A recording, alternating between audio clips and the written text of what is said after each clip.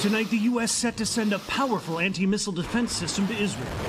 The THAAD missile battery plus about 100 American troops to operate it, after that massive Iranian ballistic missile attack against Israel earlier this month. Israel tonight still weighing how and when to retaliate against Iran. Why did you decide to give the permission for the THAAD to be deployed in Israel? To defend Israel.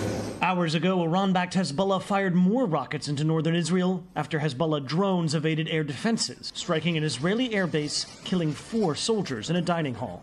Israeli airstrikes today hitting a Christian region of Lebanon for the first time since Israel began targeting Hezbollah, killing 18 people, according to the Lebanese Red Cross.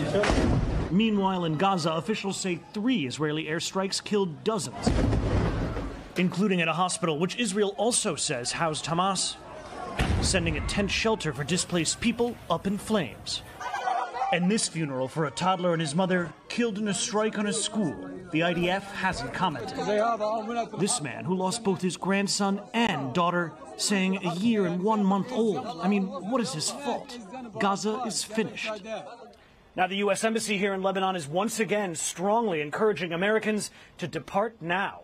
Lester? Thanks for watching. Stay updated about breaking news and top stories on the NBC News app or follow us on social media.